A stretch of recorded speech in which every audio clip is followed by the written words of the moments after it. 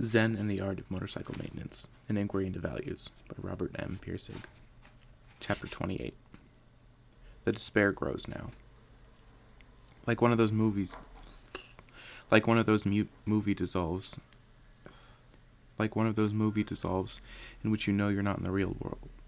Jesus Christ, I'm gonna start over.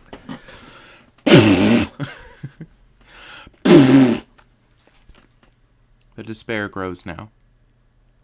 Like one of those movie dissolves in which you know you're not in the real world, but it seems that way anyway. It's a cold, snowless November day. The wind blows dirt through the cracks of the windows in an old car with soot on the windows, and Chris, 6, sits beside him, with sweaters on because the heater doesn't work. And through the dirty windows of the wind-blown car, they see that they move forward toward a gray, snowless sky between walls of gray and grayish-brown buildings with brick fronts, with broken glass between the brick fronts and debris in the streets. Where are we? Chris says, and Phaedrus says, I don't know. And he really doesn't. His mind is all but gone. He is lost, drifting through the gray streets. Where are we going? Says Phaedrus. To the bunk bedders, says Chris. Where are they? Asks Phaedrus. I don't know, says Chris. Maybe if we just keep going, we'll see them. And so the two drive through the endless streets, looking for the bunk bedders. Phaedrus wants to stop and put his head on the steering wheel and just rest. The soot and the gray have penetrated his eyes, all but blotted out the cognizance from his brain. One street sign is like another. One gray-brown building is like the next. On and on they drive, looking for the bunk bedders. But the bunk bedders, Phaedrus knows, he will never find. Chris begins to realize slowly, and by degrees, that something is strange. That the person guiding the car is no longer really guiding it, and the captain is dead, and the car is pilotless, and he doesn't know this, but only feels it, and says stop, and Phaedrus stops. The car behind honks, but Phaedrus does not move. Other cars honk, and then others, and Chris, in panic, says go, and Phaedrus slowly, with agony, pushes his foot on the clutch, and puts the car in gear. Slowly, in dream motion, the car moves in low through the streets. Where do we live? Phaedrus asks a frightened Chris. Chris remembers the address, but doesn't know how to get there. But reasons that if he asks enough people, he will find the way, and so says, "Stop the car," and gets out and asks directions and leads a demented Phaedrus through the endless walls of brick and broken glass. Hours later, they arrive, and the mother is furious that they were so late. She cannot understand why they have not found the bunk bedders. Chris says, "We looked everywhere," but looks at Phaedrus with a quick glance of fright, of terror at something unknown. That, for Chris, is where it started. It won't happen again.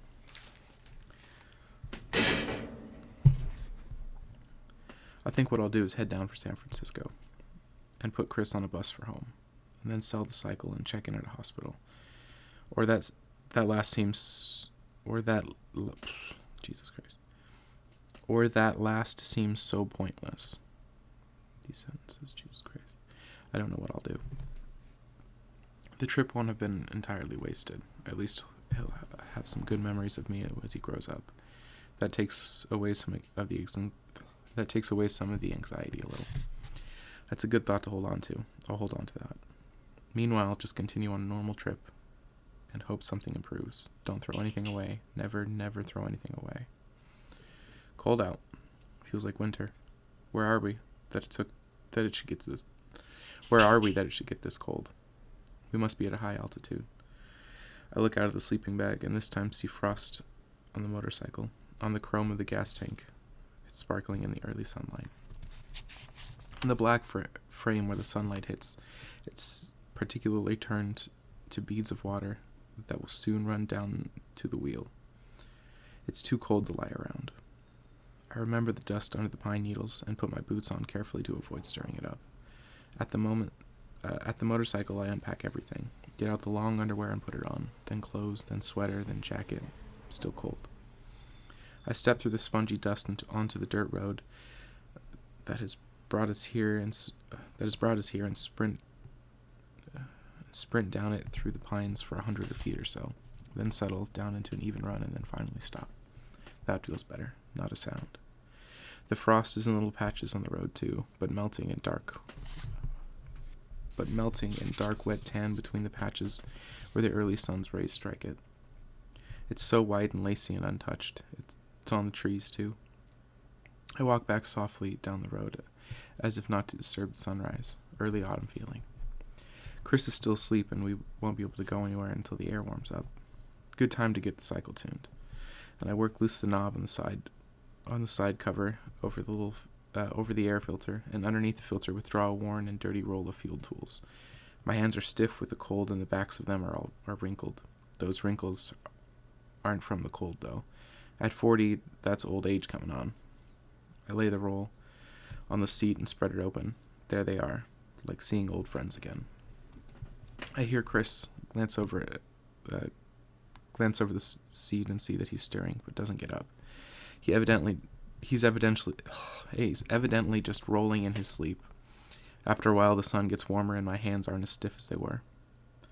I was going to talk about some of the lore of the cycle repair, the hundreds of things that you need to learn as you go along, which enrich what you're doing not only practically but aesthetically. But that seems too trivial now, though I shouldn't say that. But now I want to shift into another direction, which completes his story. I never really completed it because I didn't think it would be necessary, but now I think it would be a good time to do that in what time remains. The metal of these wrenches is so cold it hurts the hands, but it's a good hurt. It's real, not imaginary, and it's here absolutely in my hand. When you travel a path and know another path breaks away to one side, say at a 30-degree angle, and then later another path branches away to the same side at a broader angle, say 45 degrees, and then another path later at 90 degrees, you begin to understand that there's some point over there that all the paths lead to, and that a lot of people have found it worthwhile to go that way. And you begin to wonder out of curiosity if perhaps that isn't the way you should go too. In his pursuit of the concept of quality, Phaedrus kept seeing again and again little paths all leading toward the same point off to the side. He thought he already knew about the general idea they led to, ancient Greece, but now he wondered if he had overlooked something there. He had asked Sarah, who long before had come by with her watering pot and put the idea of quality in his head, where the English literature quality as a subject was taught. Good heavens, I don't know. I'm not an English scholar, she had said. I'm a classic scholar. My field is Greek. Is quality a part of Greek thought? He had asked. Quality is every part of Greek thought, she had said. And he had thought about this. Sometimes, under her old ladyish way of speaking, he thought he detected a secret canniness, as though like a Delphic oracle, she had said things with hidden meaning, but he could never be sure. Ancient Greece, strange for them quality should be everything, while today sounds odd to even say quality is real. What unseen changes could have taken place? A second path to ancient Greece was indicated by the sudden way the whole question of what is quality had been jolted into systematic philosophy. He had thought he was done with that field, but quality had opened it all up again. Systematic philosophy is Greek. The ancient Greeks invented it, and in so doing, put their permanent stamp on it. Whitehead's statement that all philosophy is nothing but footnotes to Plato can be well supported. The confusion about the reality of quality had to start back there sometime. A third path appeared when he decided to move on from Bozeman toward the PhD degree he needed to continue university teaching. He wanted to pursue an inquiry into the meaning of quality that this English teaching had started. But where? In which discipline? It was apparent that the term quality was not within any one discipline unless the discipline was philosophy. And he knew from his experience with philosophy that further study there was unlikely to uncover anything concerning an apparently mystic term in English composition. He became more and more aware of the possibility that there was no program available where he might study quality in terms resembling those in which he understood it. Quality lay not only outside any academic discipline, it lay outside the grasp of methods in the entire Church of Reason. It would take quite a university to accept a doctoral thesis a doctoral thesis in which the candidate refused to define his central term.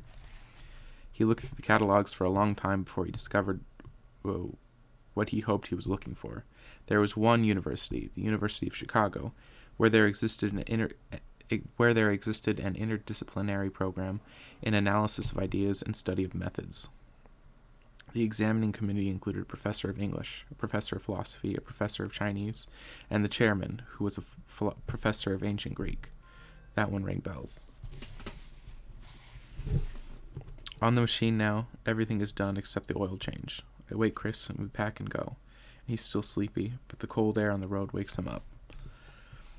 The piney road goes upward, and there's not so much traffic this morning. The rocks among the pines are dark and volcanic. I wonder if that was volcanic dust we slept in. Is there such a thing as volcanic dust? Chris says he's hungry, and I am too. At La Pine, we stop. I tell Chris to order the ham and eggs for breakfast while I stay outside to change the oil. At a filling station next to the restaurant, I pick up a quart of oil with the gravelly lot back of the restaurant. And in a gravelly lot back of the restaurant, remove the drain plug, let the oil drain, and replace the plug. Add the new oil, and when I'm done, the new oil and the dipstick shines in the sunlight, almost as clear as and colorless as water. I repack the wrench, enter the restaurant, and see Chris and, on the table, my breakfast. I head into the washroom, clean up, and return. I'm hungry, he says. That was a cold night, I say, and we burned up a lot of food just staying alive. The eggs are good, the ham too. Chris talks about the dream and how it frightened him, and then that's done with. He looks as though he's about to ask a question, then doesn't, and stares out the window into the pines for a while. Then comes back with it. Dad? What? Why are we doing this? What? Just riding all the time. Just to see the country. Vacation. The answer doesn't seem to satisfy him, but he can't seem to say what's wrong with it. A sudden despair wave hits, like that at dawn. I lie to him. That's what's wrong. We just keep going and going, he says. Sure. What would you rather do? He has no answer. I don't either. On the road, an answer comes that we're doing the highest quality thing that I can think of right now, but that wouldn't satisfy him any more than what I told him. I don't know what else I could have said. Sooner or later, before we say goodbye, if that's how it goes, we'll have to do some talking. Shielding him like this from the past may be doing him more harm than good. He'll have to hear about Phaedrus, although there's much he can never know, particularly the end. Phaedrus arrived at the University of Chicago already in a world of thought so different from the one you or I understand it would be difficult to relate. Even if I fully remembered everything, I know that the acting chairman admitted him during the chairman's absence on the basis of his teaching experience and apparently ability to converse intelligently, which he actually said is lost. Afterward, he waited for a number of weeks for the chairman to return in hopes of obtaining a scholarship. When the chairman did appear, an interview took place in which consisted essentially of one question and no answer. The chairman said, "What is your substantive field?" Phaedrus said, "English composition." Chairman bellowed, "That is a methodological field. That is a methodological field." And for all practical purposes, that was the end of the interview. For some inconsequential conversation, Phaedrus stumbled, hesitated, and excused himself, then went back to the mountains. This was the characteristic of his that had failed him out of university before. He had gotten stuck on a question and hadn't been able to think about anything else, while the classes moved on without him. This time, however, he had all summer to think about why his field should be substantive or methodological, and all that summer, that was what he did.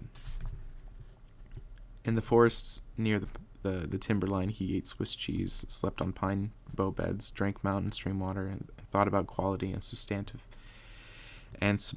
and methodological fields. Ugh. Substance doesn't change. Method contains with no permanence. Substance relates to the form of the atom. Method relates to what the atom does. The technical composition, a similar distinction exists between the physical description and functional description. A complex assembly is best described first in terms of its substances, its subassemblies and parts, then next it is described in terms of its methods, its functions as they occur in sequence. If you confuse physical and functional description, substance and method, you get all tangled up, and so does the reader.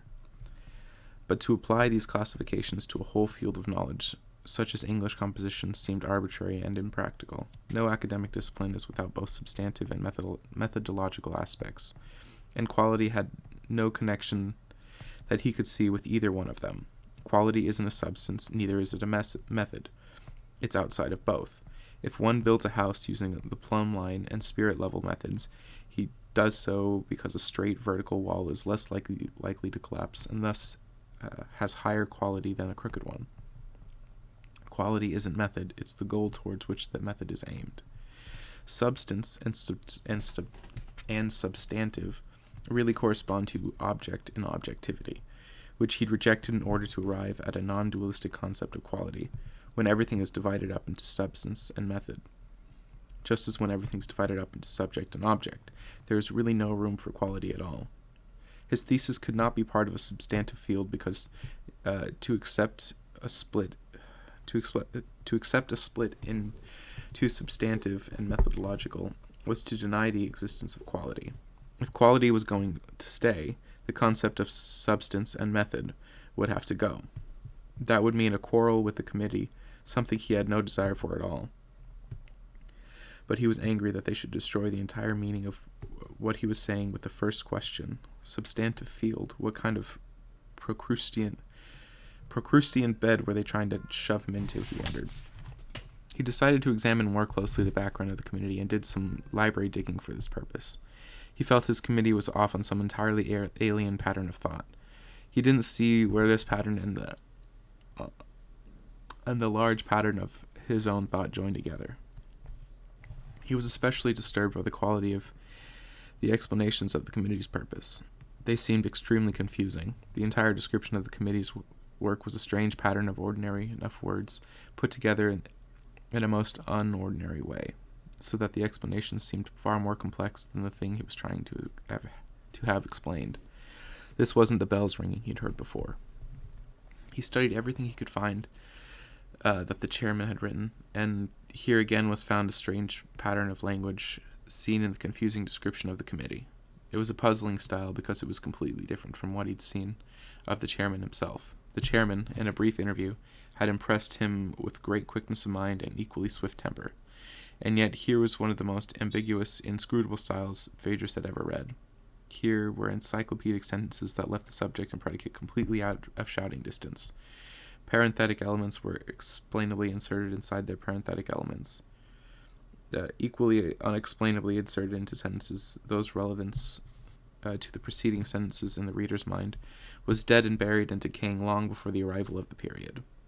But more remarkable of all were the wondrous and unexplained proliferations of abstract categories that seemed freighted with special meanings that never got stated, and whose consent could only be guessed at. These piled one after another so fast and so close that Phaedrus knew he had no possible way of understanding what was before him, and much less take issue with it. At first Phaedrus presumed that the reason for difficulty was that all this was over his head. The articles assumed a certain basic learning which he didn't have. Then, however, he noticed that some of the articles were written for audiences that couldn't possibly have this background, and this hypothesis was weakened. His second hypothesis was that the chairman was a technician, a phrase he used for a writer so deeply involved in his field that he'd lost the ability to communicate with people outside. But if this were so, why was the community given such a general, non-technical title as Analysis of Ideas and Study of Methods? And the chairman didn't have the personality of a technician, so that hypothesis was weak too. In time, Phaedrus abandoned the labor of pounding his head against the chairman's rhetoric and tried to discover more about the background of the committee, hoping that would explain what this is all about. This, it turned out, was the correct approach. He began to see what the trouble was. The chairman's statements were guarded by enormous labyrinth fortifications that went on and on with such complexity and massiveness, it was almost impossible to discover what in the world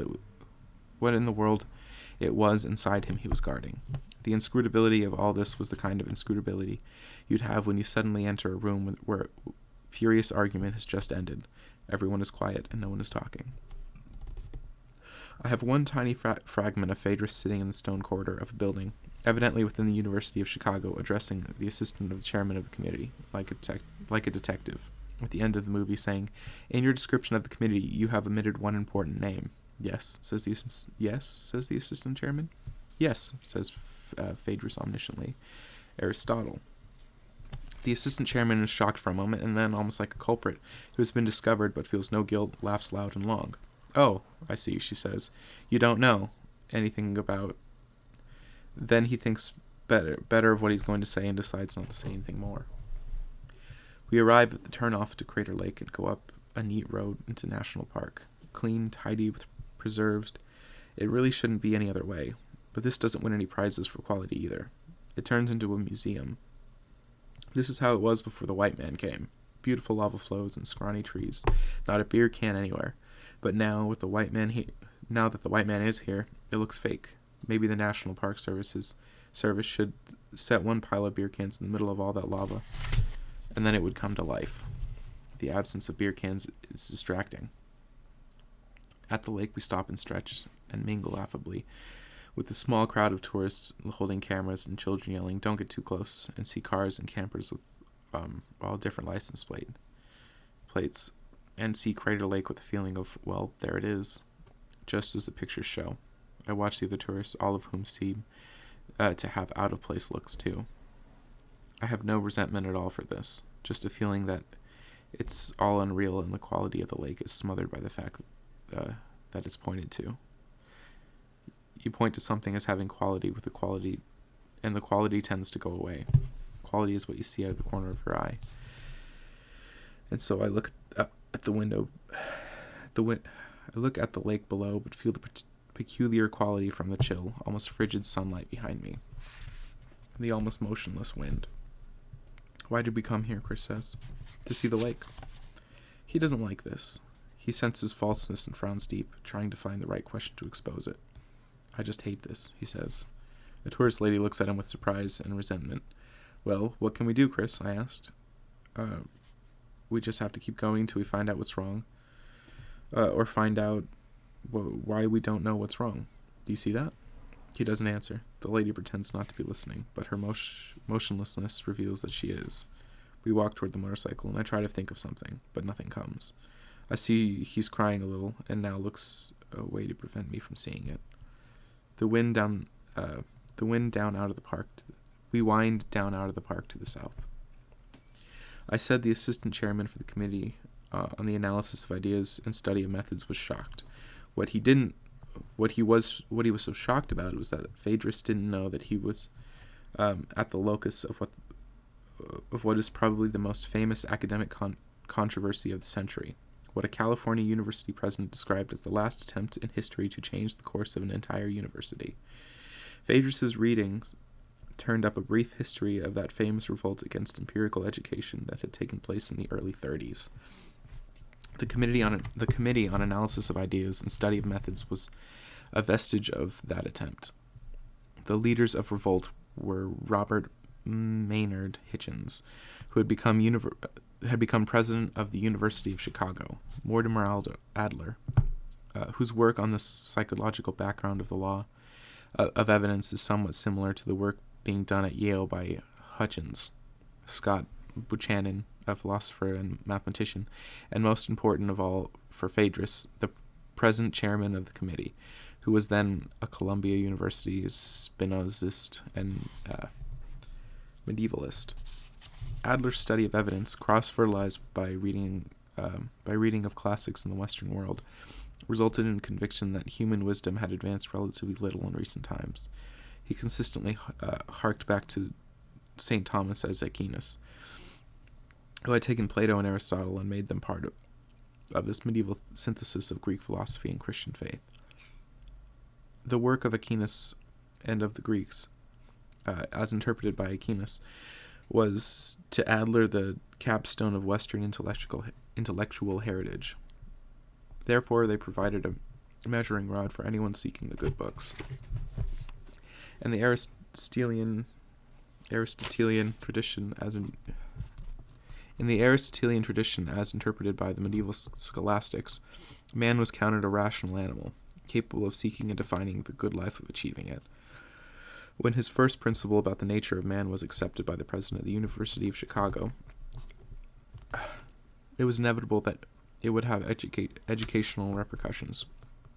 The famous University of Chicago Great Books program and the reorganization of the university structure along Aristotelian lines, and the establishment of college in which the reading of classics was initiated in 15-year-old students were some of the results. Hutchins had rejected the idea that an empirical scientific education could automatically produce a good education. Science is value-free. The inability of science to grasp quality as an object of inquiry makes it impossible for science to provide a scale of values. Adler and Hutchins were concerned fundamentally with the oughts of life, with values, with quality, and with foundations of quality in theoretical philosophy. Thus, they have apparently been traveling in the same direction as Phaedrus, but had somehow ended with Aristotle and stopped there. There was a clash. Even those who were willing to admit that Hutchins' preoccupation with quality were unwilling to grant the final authority to the Aristotelian tradition to define values. They insisted that no values can be fixed, and that valid modern philosophy need not reckon with ideas as they are expressed in the books of ancient and medieval times. The whole business seemed to many of them merely a new and pretentious jargon of weasel concepts. Phaedrus didn't know quite what to make of this clash, but it certainly seemed to be close to the area that he wished to work in. He also felt that no values could be fixed, but that this is no reason why values should be ignored, or that values should not exist as reality. He also felt antagonistic to the Aristotelian tradition as a definer of values, but he didn't feel this tradition should be left unreckoned with. The answer to all this was somehow deeply enmeshed in it, and he wanted to know more.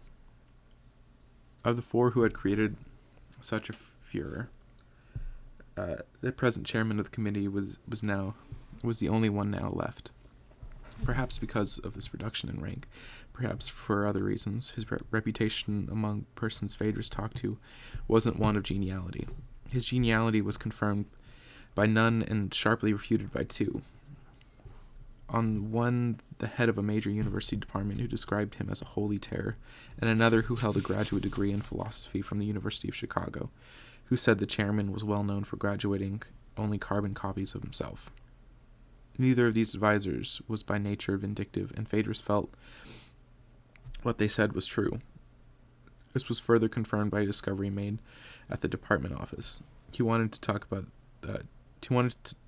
to two graduates of the committee to find out more of what it was about, and had been told the committee had granted only 2 PhDs in its history.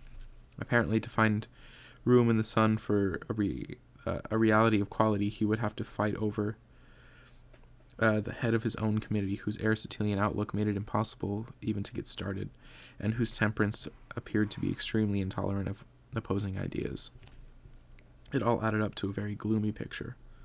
Then he sat down and penned to the chairman of the Committee on Analysis of Ideas and Methods at the University of Chicago a letter which can only be described as a provocation to dismissal, in which the writer refuses to skulk quietly out the back door, but instead creates a scene of such proportions the opposition is forced to throw him out the front door, thus giving weight to the provocation it didn't formerly have.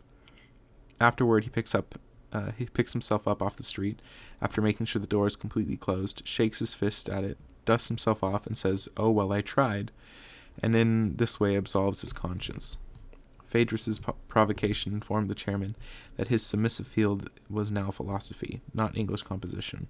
However, he said, the division of study into substantive methodological fields was an outgrowth of the Aristotelian dichotomy of form and substance, which non-dualists had little use for, the two being identical. He said he wasn't sure, but the thesis on quality appeared to turn into an anti-Aristotelian thesis. If this was true, he had chosen an appropriate place to present it. Great universities proceeded in a Hegelian oh God, proceeded in a Hegelian fashion, and any school which could not accept a thesis contradicting its fundamental tenets was in a rut.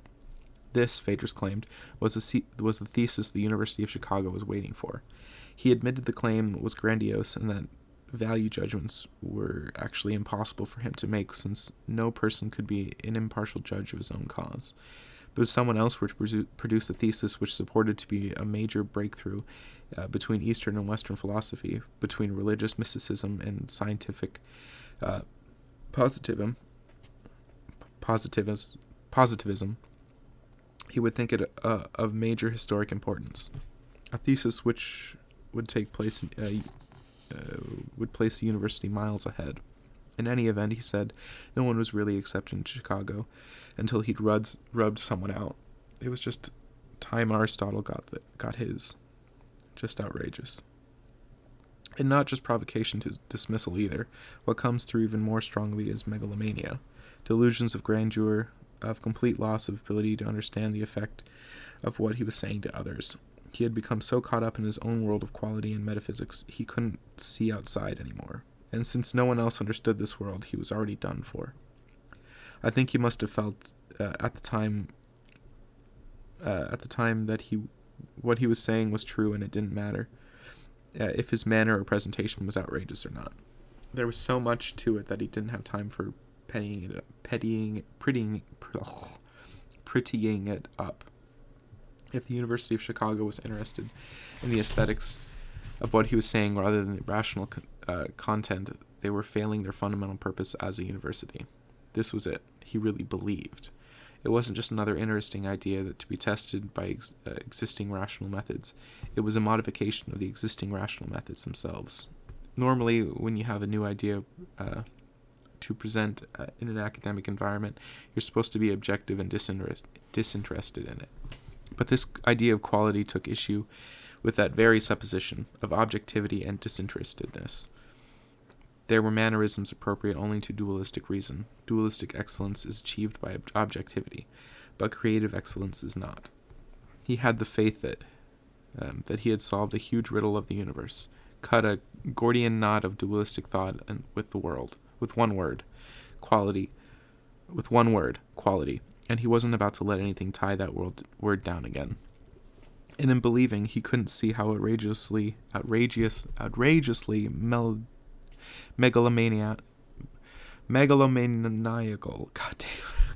outrageously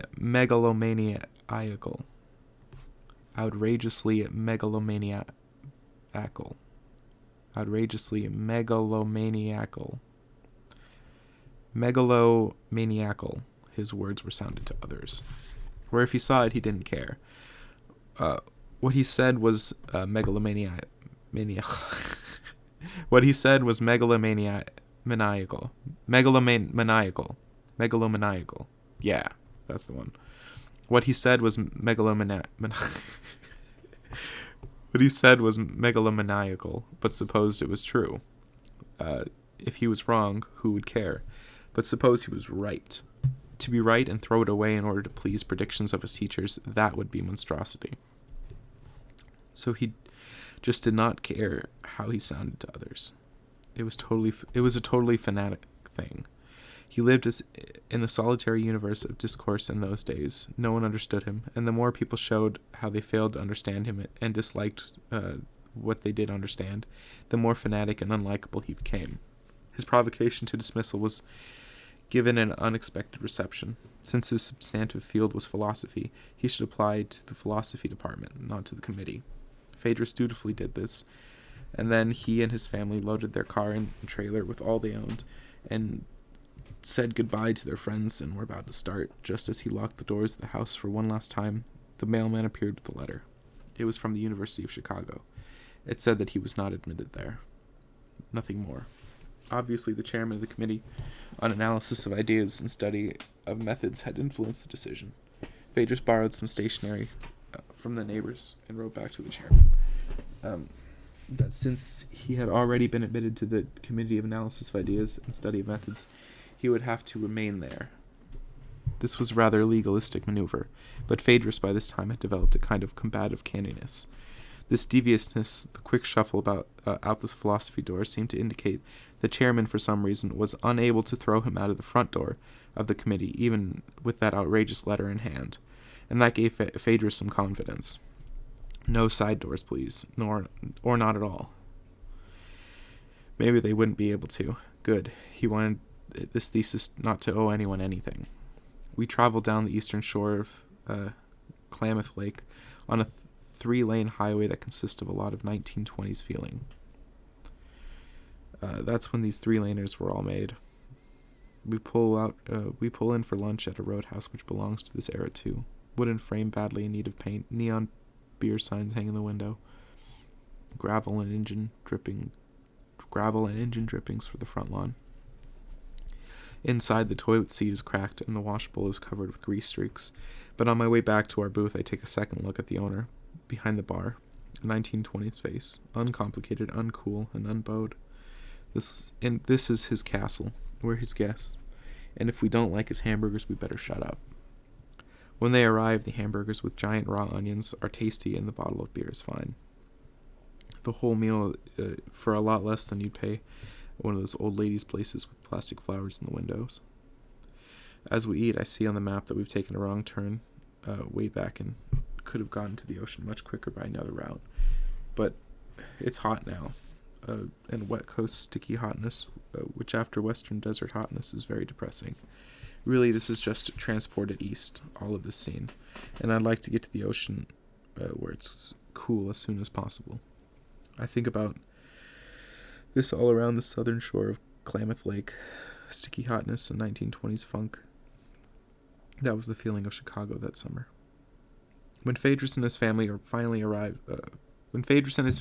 in Chicago, he took up residence near a university and, since he had no scholarship, began a full-time teaching of rhetoric at the University of Illinois, which was then downtown at Navy Pier, sticking out into the lake, funky and hot. Classes were different from those in Montana. The top high school students had been skimmed off to Champaign and Urbana campuses, and almost all the students he taught were a solid monotonous C. When their papers were judged in the class for quality, it was hard to distinguish among them. Phaedrus, in other circumstances, probably would have invented something to get around this, but now this was just bread and butter work for which he couldn't spare creative energy. His interest lay to the south at the other university. He entered the University of Chicago registration lineup, announced his name to the registering professor of philosophy, and noticed a slight setting of the eyes. The professor of philosophy said, "Oh yes," the chairman had asked that he be registered in an ideas and methods course in which the chairman himself was teaching, and gave him the schedule of the course. Phaedrus noticed that the time set for the class conflicted with his schedule at Navy Pier, and chose instead another one. Ideas and Methods 251 Rhetoric. Since rhetoric was his own field, he felt a little more at home here. And the lecturer wasn't the chairman. The lecturer was a professor of philosophy now registering him. The professor of philosophy's eyes, formerly set, now became wide. Phaedrus returned to his teaching at a Navy Pier and his reading for his first class. Phaedrus returned to his teaching at Navy Pier and his reading for his first class. It was now absolutely necessary that he study, as he had never studied before, to learn the thought of classic Greek and of one classic Greek in particular, Aristotle. Of all the thousands of students at the University of Chicago who had studied the ancient classics, it's doubtful that there was ever a more dedicated one. The main struggle of the university's Great Books program was against the modern belief that the classics had nothing of any real importance to say about the 20th century society. To be sure, the majority of students taking the courses must have played the game of nice manners with their teachers and accepted, for purposes of understanding, the prerequisite belief that the ancients had something meaningful to say. But Phaedrus, playing no games at all, didn't just accept this idea, he passionately and fanatically knew it. He came to hate them vehemently, and to assail them with every kind of invective that he could think of, not because they were irrelevant, but for exactly the opposite reason. The more he studied, the more convinced he became that no one had yet told the damage to this world that resulted from our unconscious acceptance of their thought. Around the southern shore of Klamath Lake, we pass through some suburban type development, and then leave the lake to the west toward the coast. The road goes up now into the forest of huge trees, not at all like the rain-starved forest we'd been through. Huge Douglas firs on either side of the road. On the cycle, we can look up along their trunks, straight up, for hundreds of feet as we pass between them. Chris wants to stop and walk among them, and we stop. While he goes for a walk, I lean back as carefully as possible against a big slab of Douglas fir bark and look up and try to remember. The details of what he learned are lost now, but from the events that occurred later, I know he absorbed tremendous quantities of information. He was capable of doing this on a near photographic basis. To understand how he arrived at his condemnation of the classic Greeks, it's necessary to review in summary form the mythos over logos argument, which is well known to scholars of Greek and is often a cause of fascination in that area of study. The term logos, the root word of logic, refers to the sum total of our rational understanding of the world. Mythos is the sum total of the early historic and prehistoric myths which preceded the logos. The mythos includes not only Greek myths, but the Old Testament, the Vedic hymns, and the early legends of all cultures which have contributed to our present world and understanding. The mythos over logos argument states that our rationality is shaped by these legends, that our knowledge today is in relation to those legends as a tree in relation to the little shrub it once was. One can gain great insights into the complex overall structure of the tree by studying the much simpler shape of the shrub. There's no difference in kind, or even difference in identity, only a difference in size. Thus, the cultures whose ancestry includes ancient Greece, one invariably finds a strong subject-object differentiation, because the grammar of the Old Greek mythos presumed a sharp natural division of subjects and predicates. In cultures such as the Chinese, where subject-predicate relationships are not rigidly defined by grammar, one finds a corresponding absence of rigid subject-object of philosophy. One finds that the Judeo-Christian culture, in which the Old Testament word had an intrinsic sacredness of its own. Men were willing to sacrifice and live and die for words. In this culture, a court of law can ask witness to tell the truth, the whole truth, and nothing but the truth, so help me God, and expect the truth to be told. But one can transport this court to India, as did the British, with no real success in the matter of perjury, because the Indian mythos was different, and this sacredness of words is not felt in the same way. Similar problems have occurred in this country among minority groups with different cultural backgrounds. There are endless examples of how mythos differences direct behavior differences, and they're all fascinating. The mythos over logos arguments points to the fact that each child is born as ignorant as any caveman. What keeps the world from reverting to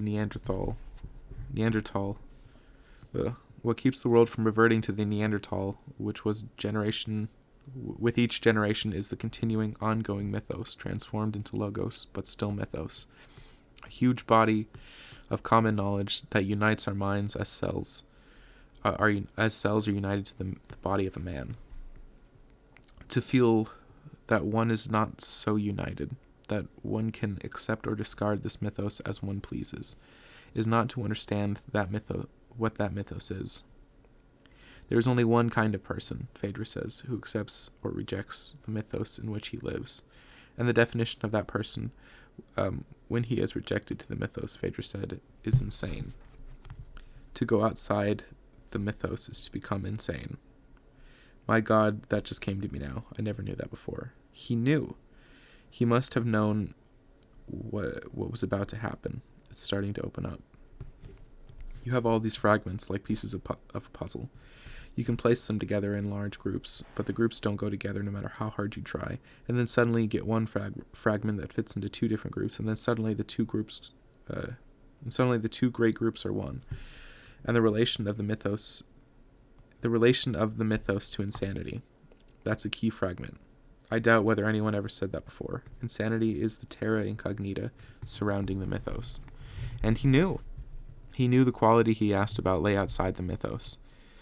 Now it comes, because quality is the generator of the mythos. That's it.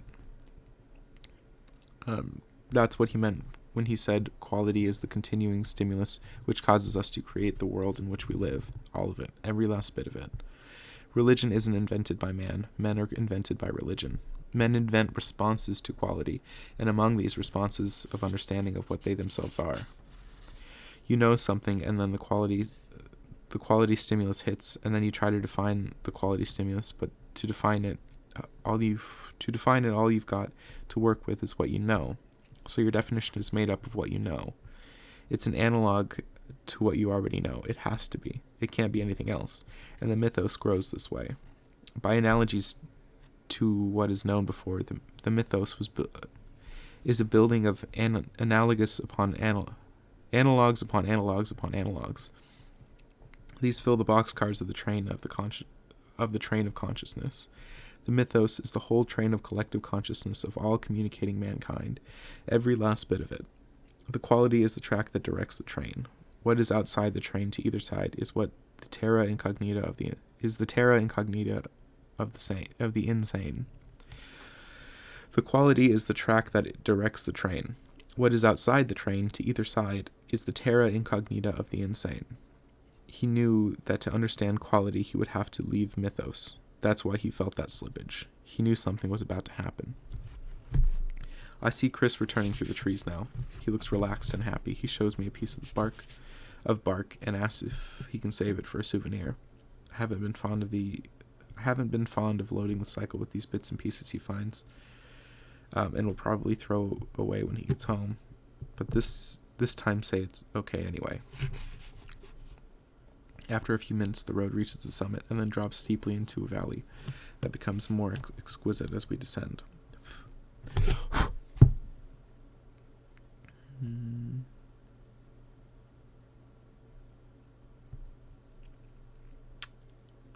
I never thought I would call a valley that exquisite. But there's something about this whole coastal country so different from any other mountainous region in America that it brings out the word. Here, a little farther down, a little farther south, is where our good wine comes from. The hills are somehow tucked and folded differently, exquisitely. The road twists and banks and curlesques and descends, and the cycle smoothly roll with it. And we in the cycle roll smoothly with it, following it with a separate grace of our own, almost touching the waxen leaves of shrubs overhanging boughs of trees. The firs and rocks of the higher country are behind us now, and through us are soft hills and vines and purple and red flowers, fragrance mixed with wood smoke up from the distant fog along the valley floor, and from beyond that, unseen, a vague scent of ocean. How can I love all this so much and be insane? I don't believe it. The mythos is insane. That's what he believed. The mythos that says the forms of this world are real, but the quality of the world is unreal. That is insane. And in Aristotle and the ancient Greeks, he believed that he had found the villains who had so shaped the mythos as to cause us to accept this insanity as reality. That ties it all together. It feels relieving when that happens. It's so hard sometimes to conjure all this up. A strange sort of exhaustion follows. Sometimes I think I'm just making it up myself. Sometimes I'm not sure, and sometimes I know I'm not. But the mythos and insanity, the centrality of this I'm sure is from him. When we're through the folded hills, we come to a Medford and a freeway leading to the Grants Pass, and it's almost evening. A heavy headwind keeps us just up with traffic on upgrades, even with the throttle wide open. Coming to Grants Pass, we hear a frightening, loud, clanking noise and stop to discover that the chain guard has become caught up in the chain somehow and is now all torn up. Not too serious, but enough to lace up for a while to get it replaced. Foolish to replace it, perhaps, and then the cycle will be sold. Perhaps when the cycle will be sold in a few days. Grants Pass looks like a big enough town to have a motorcycle place open in the next morning, but when we arrive, I look for a motel. We haven't seen a bed since Bozeman, Montana. We find one with color TV, heated swimming pool, a coffee maker for the next morning, soap, white towels, a shower, all tiled and clean beds. We lie down on the clean beds, and Chris just bounces on his for a while, bouncing on beds. I remember from childhood is a Great Depression reliever. Bouncing on beds, I remember from childhood, is a Great Depression reliever. Tomorrow, somehow, all this can be worked out, maybe. Not now. Chris goes down for a heated swim, while I lie quietly on the clean bed and put everything out of mind.